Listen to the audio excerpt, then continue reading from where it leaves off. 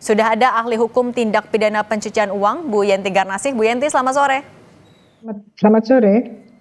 Bu Yenti, ini kan sedang disoroti betul. Memang Kaisang bukan penyelenggara negara, tapi hubungannya sebagai anak presiden, anak dari penyelenggara negara tidak bisa dipisahkan. Apakah tepat kalau pintu masuknya untuk mengklarifikasi dugaan gratifikasi ini hanya lewat ya tadi, klarifikasi?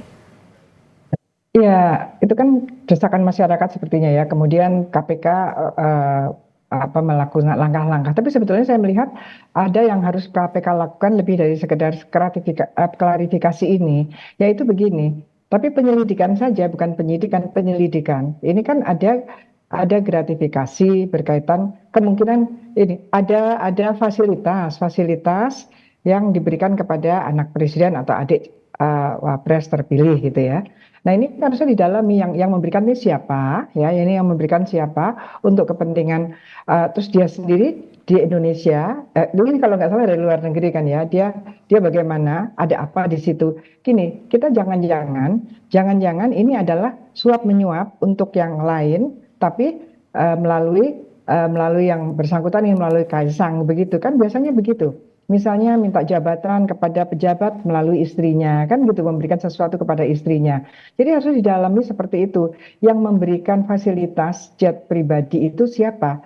Siapa dalam artian gini, dia mempunyai proyek apa tidak, dia punya kepentingan apa tidak. Makanya konflik of interest itu menjadi kata kunci ya, konflik of interest dan etika. Ini kan harusnya dua-duanya. Kalau hanya sekedar dilihat bahwa yang bersangkutan bukan penyelenggara negara, maka tidak ada gratifikasi untuk yang bersangkutan kali ini. Tapi kan harusnya difikirkan mendalam. Dikaitkan yang menerima ini bukan sembarangan orang, dan kondisi kita seperti ini sekarang ini kan. Dan ternyata juga menurut media itu bukan baru sekarang ini. Jadi menurut saya ini harus betul-betul diklarifikasi dalam artian ini sebetulnya ada apa gitu ya. Semuanya dilihat ada apa, tapi memang yang bisa dilakukan secara secara penerapan hukum adalah penyelidikan dari KPK untuk ada kaitannya, tidak jangan-jangan ini pintu masuk di mana yang bersangkutan menginginkan fasilitas juga, yang memberikan itu menginginkan kemudahan untuk mendapatkan proyek atau mendapatkan apa, dan berkaitan dengan orang yang bisa memberikannya. Orang yang bisa memberikan misalnya UMKM itu siapa? Apa kaitannya yang bisa memberikan itu dengan Kaisang yang diberikan fasilitas jet pribadi? Itu ranah hukumnya seperti itu. Artinya tahapan klarifikasi itu tetap harus dilakukan atau bisa langsung ke penyelidikan tadi untuk mencari dugaan tindak pidananya, Bu? Kalau penyelidikan harus sudah jalan. Penyelidikan itu kan tidak ada upaya paksa, harus sudah jalan. Udah ributnya seperti ini, masyarakat ribut seperti ini, mereka jalannya jalan penyelidikan, cari gitu ya. Nah ini salah satunya. Kalau klarifikasi, kalau yang bersangkutan bisa menjelaskan bahwa tidak ada konflik of interest, dan yang bersangkutan juga mau hadir, ya itu bagus lah, supaya masyarakat itu kan, kita kan tidak boleh apa-apa tuh hanya mengandalkan pada hukum semata gitu. Hukum itu di dalamnya juga ada etika gitu ya. Ada moralitasnya gitu ya.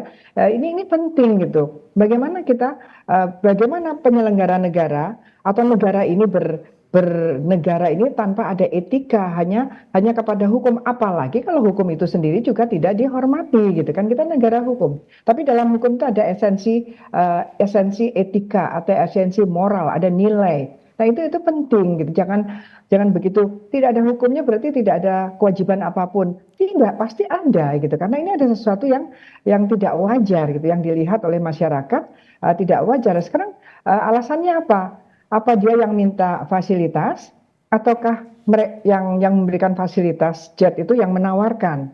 Kalau begitu kan kita harus lihat kemungkinannya apa. Apakah sudah terjadi apa-apa? Apakah betul ini justru ucapan terima kasih atau gratifikasi, hadiah karena yang memberikan fasilitas itu pernah mendapatkan kemudahan-kemudahan tertentu melalui orang terdekatnya yang diberikan ini. Ini yang sebetulnya harus menjadi konsentrasi. Jadi kalau bagi orang yang ingin mendapatkan sesuatu, mendapatkan kemudahan yang kemudian sebetulnya dia akan menyuap, tidak akan menyuap langsung kepada yang bersangkutan, bisa jadi dia memberikan hadiah kepada orang-orang justru yang tidak tersentuh pada gratifikasi itu sendiri, dan yang bersangkutan juga bisa tidak kena penyuapan karena memang tidak langsung.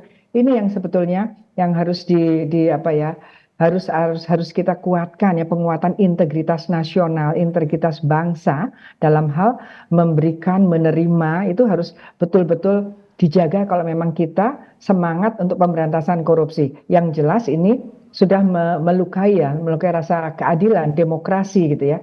Kalau memang ingin sekedar memberikan sumbangan, kenapa tidak disumbangkan kepada orang miskin saja, kepada desa-desa gitu. Kenapa yang disumbang orang yang sudah segalanya ada, dan itu menimbulkan hal yang tidak baik, menimbulkan hal yang tidak etis ya di masyarakat tuh.